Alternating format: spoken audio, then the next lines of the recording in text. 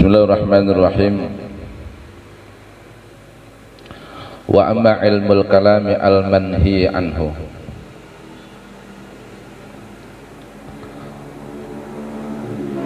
fahuwa kutubu ilmil kalami al-mustamilati ala takhlitatil falasifati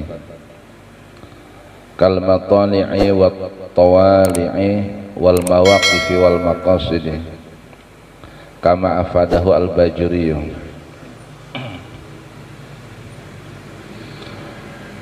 Wa amma ilmul kalami al-manhi anhu, adapun ilmu kalam, ilmu tauhid, adapun ilmu kalam atau ilmu tauhid yang dilarang itu adalah kutubu ilmil kalami al-mustamilati ala takhlitatil falasifati, yaitu kitab-kitab ilmu tauhid yang tercakup di dalamnya bercampuran atau tercampur dengan filsafat. Nah, seperti kitab Al-Matali, kemudian kitab At-Tawali, yang ketiga kitab Al-Mawaqif, dan yang keempat kitab Al-Maqasid. Nah, kitab ini yang empat kitab yang dicontohkan oleh si pengarang kitab. Nah, kitab ini nggak usah dipelajarin karena tauhidnya tercampur dengan filsafat di dalamnya. Filsafatnya filsafat umum. Ini bisa menyesatkan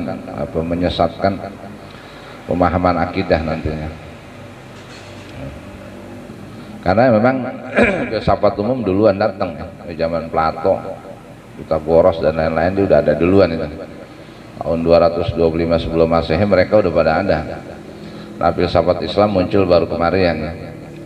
Untuk membendung pemikiran filsafat umum yang menyesatkan itu, akhirnya para ulama-ulama banyak mengarang kitab filsafat Islam atau tauhid ya, ilmu tauhid, untuk meluruskan pemahaman.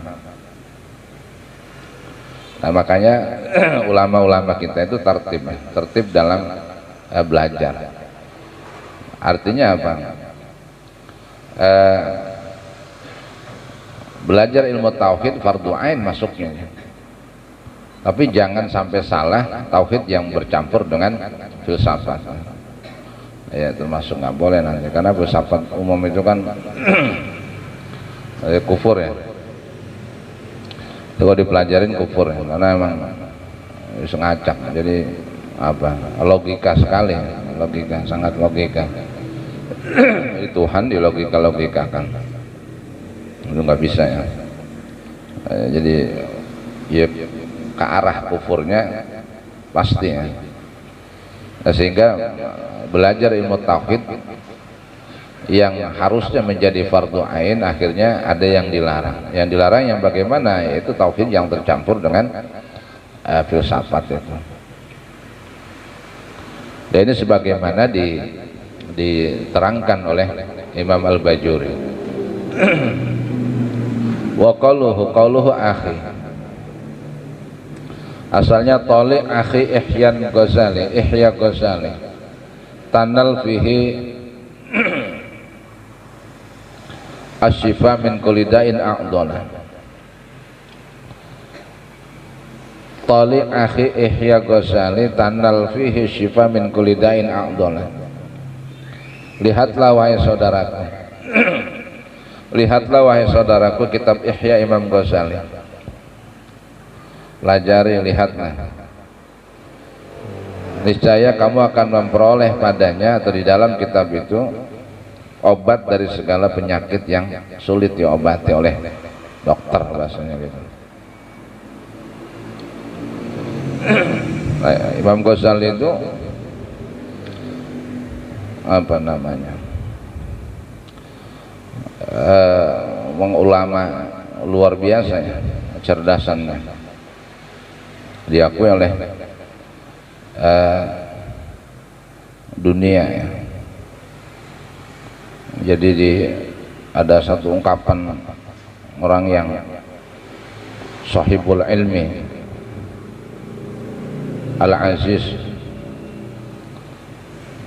wal qalbul mustanir lam yujad fi ta'ifati syafi'iyati wala fi ghairiha fi akhir zaman misluhu.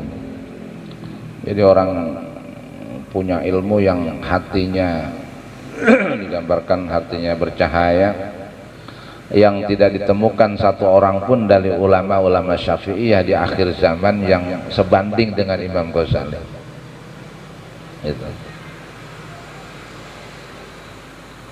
Itu Imam Ghazali. Sampai-sampai apa? Al-Qutbul Ghaus Al-Habib Abdullah Al-Haddad. Ini banyak di kitab Syairus Salikin juga disinggung juga. Ini kalau udah kutub ya, ada ulama wali kutub. Habib Abdullah Al-Haddad saja menyampaikan berpendapat tentang Imam Ghazali itu luar biasa.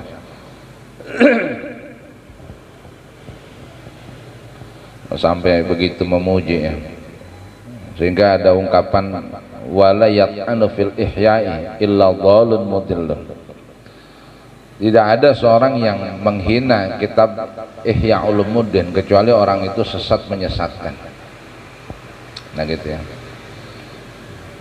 Jadi, ungkapan para ulama gitu.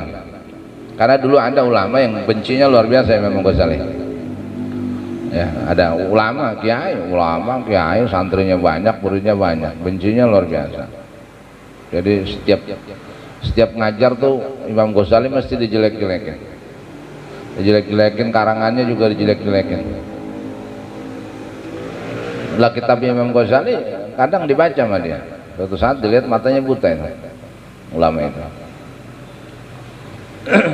Jadi kena ini ya.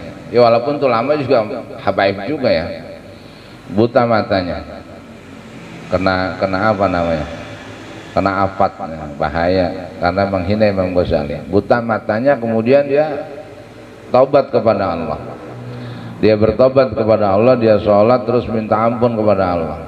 Akhirnya mimpi malamnya, mimpi ketemu Imam Ghazali, ketemu Rasulullah juga. Apa katanya? Kalau mau sembuh matamu minta maaf Imam Ghazali. Dalam mimpi itu minta maaf dengan Imam Ghazali. Kemudian apa? Diusap mukanya. Paginya setelah mimpi itu melek lagi. Nah, melek lagi matanya, bisa ngeliat lagi. Nah dari situ akhirnya apa? Setiap kali ngajar ulama itu kitab Ihya Ulumuddin itu dibawa terus sama dia, dibawa kemana-mana, terus dipuji Imam Ghazali luar biasa. Itu gitu ya, ulama menghina ulama jadi biasanya. Tapi kena dampaknya juga karena ini orang dekat ya. Imam Ghazali teruji, kitab Ihya Ulumuddin itu direpresentasikan ya, itu di hadapan 100.000 ulama ya, di hadapan 100.000 ulama diperkenalkan, dibacakan ya, sampai segitunya. Jadi zaman itu banyak yang nentang ulama juga karena tidak sesuai. Tapi ya kata Imam Ghazali ya nggak apa-apa, nanti zaman sesudah ini liatin aja orang akan pakai kitabku ini. Ternyata benar sampai sekarang Imam Ghazali, sehingga ada sanjungan, termasuk sanjungan dari ulama-ulama yang mengatakan bahwa andaikan ada nabi setelah Nabi Muhammad, nabi kita, yaitu dia orang Imam Ghazali itu. Saking alimnya, luar biasa ilmunya. Bahkan orang-orang yang ma'rifat, qala ba'dul arifin wallahi law ba'atsallahu al-amwata lama ausul ahya ihya al ahya illa bima fil ihya.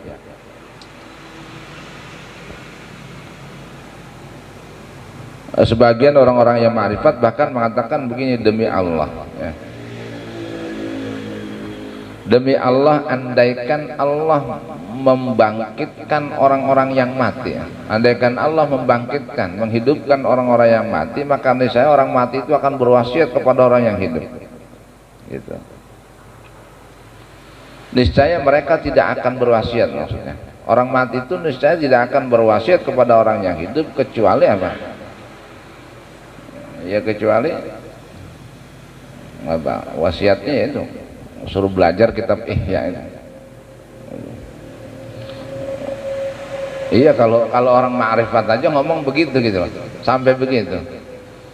Iya, demi Allah kata orang-orang yang ma'rifat billah. Andaikan Allah mengutus atau membangkitkan orang-orang yang sudah mati, maka niscaya apa? Tidaklah mereka berwasiat kepada orang-orang yang hidup kecuali apa? Kecuali untuk wasiatnya suruh belajar itu. Illa bima fil ihya. Ihya itu. Nah, ihya itu ternyata wa fihi intifa'u li ahli al-ibtida wal intiha wa tawassut. Itu. Kitab Ihya itu bisa diambil manfaatnya. Manfaatnya bisa buat orang yang permulaan belajar tasawuf, dan juga orang yang sudah sampai puncaknya tasawuf juga bisa di situ. Artinya memadai. Wa tawassut, orang yang pertengahan belajar tasawuf juga bisa. Kenapa? Li'annahum madhkurun fihi ma yuslihu lil farqi salah. Karena memang di dalam kitab Ihya itu disebutkan ada tiga bagian ya. Bagi pemula belajar tasawuf bisa baca itu, artinya bisa memahami pertengahan, fase pertengahan orang belajar tasawuf juga bisa memahami kitab itu, dan juga bisa bagi orang yang sudah al-intiha, udah fase terakhir lah mempelajari tasawuf itu.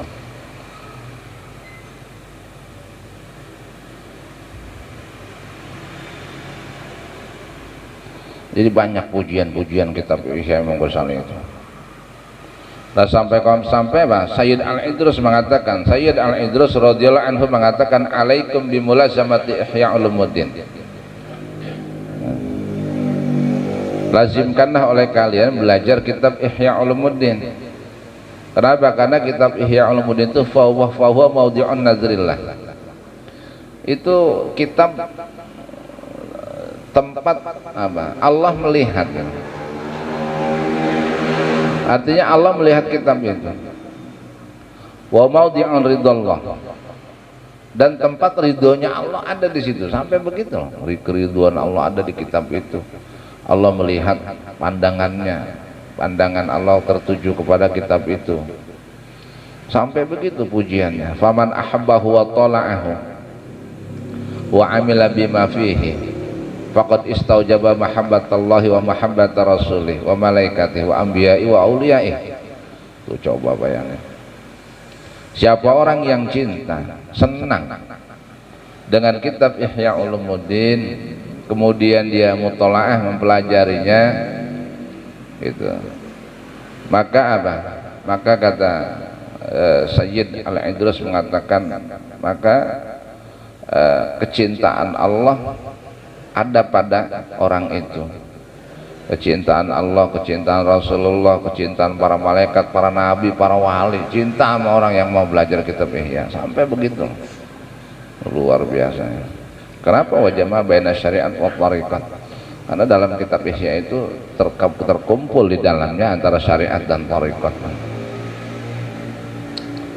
wal haqiqat, dan hakikat juga ada di dunia wal akhirah, dunia akhirat. Wasara aliman fil mulki wal malakut. Orang belajar kitab Ihya itu sampai dijamin alim fil mulki wal malakut ya. Alim dunia akhirat, alimnya di alam dunia sampai alam malaikat, alam malakut pun diakui. Nah, gitu ya. Ihya ini yang ngomong sekelas Habib Idrus, sekelas Habib apa Al-Habib Abdullah Al-Haddan. Ini pengarang kitab ini, Habib Abdullah Al-Haddan, alim, Qutbul Ghaus, nggak tanggung-tanggung, wali kutub. Nah, ini isinya apa? Tolib. Jadi si pengarang ini mengarahkan kepada apa? Lihatlah kitab Ihya Imam Ghazali, maka di dalamnya kau akan memperoleh obat dari segala penyakit yang tidak ada obatnya. Qaluhu, adapun ucapan musannaf si pengarang nazam, akhi. Akhi itu munada mudhafun. Akhi itu munada mudhafun. Munada yang dimudhafkan, khuzifa minhu harfun nida, yang dibuang huruf nidanya. Asalnya ya akhi.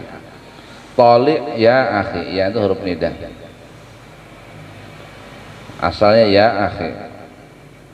Qalu ihya bi kasril hamzati, dibaca kasr hamzanya, wa bil qasri, dan dibaca pendek, enggak ada hamzah belakang, enggak ada hamzah lagi.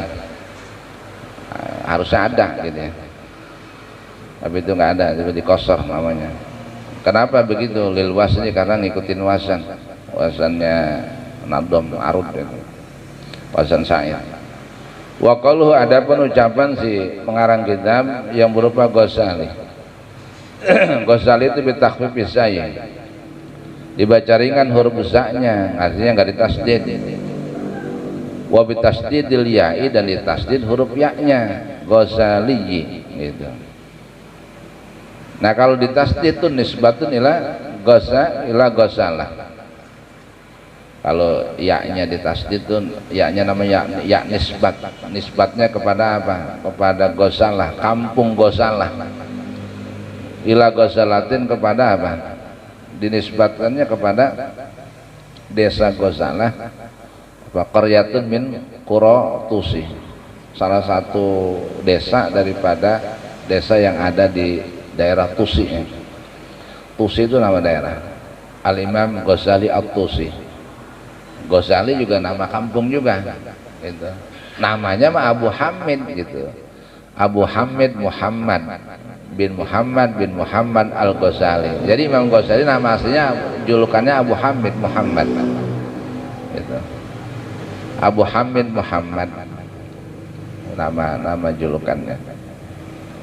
Abu Hamid Muhammad bin Muhammad Al-Ghazali. Al-Ghazali nisbat Al-Ghazali, bangsa kampung Ghazalah gitu. Salah satu kampung yang ada di daerah Tusi. Tusi itu daerah di pinggiran Irak, kota Irak, negara Irak gitu. Kamaru ya, anna Syekh Muhyiddin bin Muhammad bin Majdin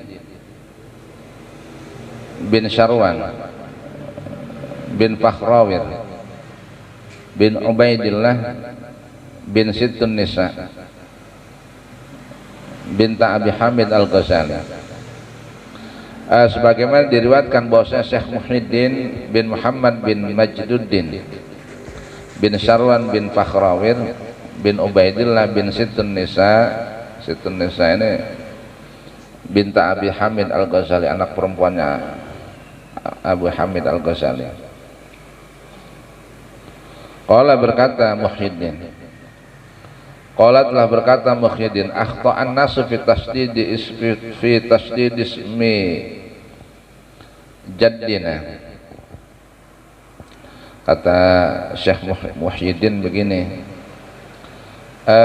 orang-orang banyak salah menyebut nama kakek saya, kakek kami. Orang-orang banyak salah menyebut nama kakek saya dengan cara mentasdid ya, mentasdid za-nya ya, Ghazali begitu. Banyak orang pada nyebut begitu, itu salah ya, Ghazali. Kalau Ghazali ada tasdid, nggak pakai tasdid karena itu kampung, nama kampung Ghazalah itu. Wa inna ma huwa mukhaffifun, nisbatun ila Ghazalatil madhkurati. Nah, Al-Ghazali itu za-nya mukhaffifun, itu dibaca enteng, enggak ditasdid. Enggak ada mukhaffif, dibaca enteng, maksudnya ringan, enggak ditasdid maksudnya. Lafaz Al-Ghazali itu tidak ditasdid, itu nisbat kepada desa Ghazalah yang telah disebutkan. Jadi bukan Ghazali terus namanya Ghazali, bukan, itu nama kampung nisbat. Kita nih umpamanya siapa, Mursan Al-Kambani gitu, itu bangsa Kembangan gitu, kampung Kembangan itu ya. Al-Batawi, apa namanya, Al-Jawi Jawa itu, Al-Jawi Syarqi Jawa Timur, Al-Jawil Maghribi Jawa Barat, Al-Jawil Ausati itu Jawa Tengah itu. Nah gitu ya.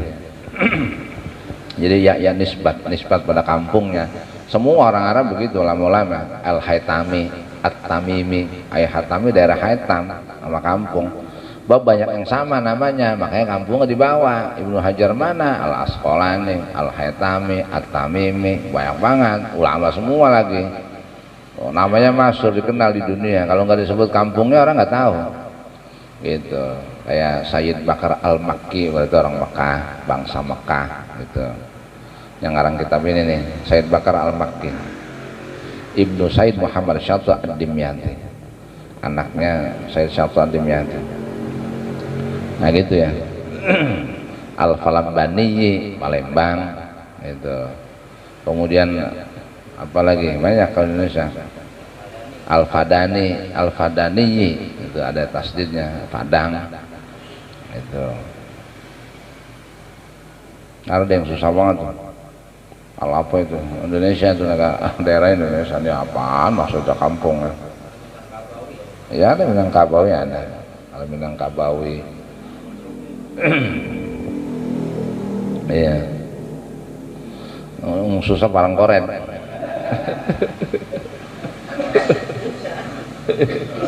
Iya. Sama Kreo juga susah Kreo. Al-Kreowi. Tapi kalau orang Arab ketemu aja. Iya. Orang saya Kembangan apa ya Kembangan? Kembangan dipikirin nama, oh baru ketemu Al-Kambani. Kembangan. Gitu.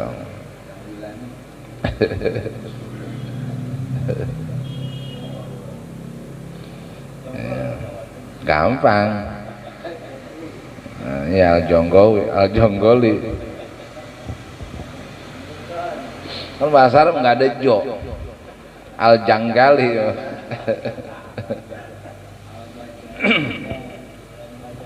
Ya Al-Malibari, Malabar. Orang banyak salah kaprah dipikir Malabar Tangerang, bukan, Malabar sono. Itu. Al-Malibari, Malabar. Nah, Tangerang ada Malabar. Ya. Maroko. Nah itu gitu ya, ya nisbat. Jadi, nah ini pengakuan Syekh Muhyiddin. Ya beliau mengatakan bahwa saya banyak orang salah manggil kepada kakek saya. Mereka pada membuat Al-Ghazali pakai tasdid, padahal enggak itu Al-Ghazali, karena itu nisbat pada kampung ya, daerah, desa. Gitu. Qauluhu a'dhala. Adapun ucapan si musannif, si pengarang nazam yang berupa lafaz a'dhala. A'dhala itu yang tidak ada obatnya. Lafaz a'dhala itu fi'il madin, jadi fi'il madhi. Ai istadda dzalika da. A'dhala itu artinya penyakit yang parah. Ai istadda itu sangat parah, dzalika da penyakit. Itu. Nah ini apa namanya? Artinya lihatlah wahai saudaraku kitab Ihya Ulumuddin Imam Ghazali, maka kamu akan memperoleh di dalamnya obat dari segala penyakit a'dhala, yang penyakit yang sangat parah. Itu. Kama fi sihahi, sebagaimana keterangan dalam kitab As-Sihah. Lawa makna al-bait as-tsani, adapun makna bait yang kedua di sini adalah tali anta ya akhi. Tali anta ya akhi. Lihatlah wahai saudaraku. Anta itu ada kalimat tali anta. Udah tali anta, padahal tali udah isim, udah fi'il amar ya. Di situ ada anta lagi. Itu namanya dhamir munfasil, dhamir munfasil. Jadi dhamir munfasil, tapi di situ nanti statusnya jadi taukid. Itu dhamir munfasil itu kan toli itu fil amr. Lihatlah kamu gitu ya. Ya, anta itu. Jadi dipisah. Jadi anta itu.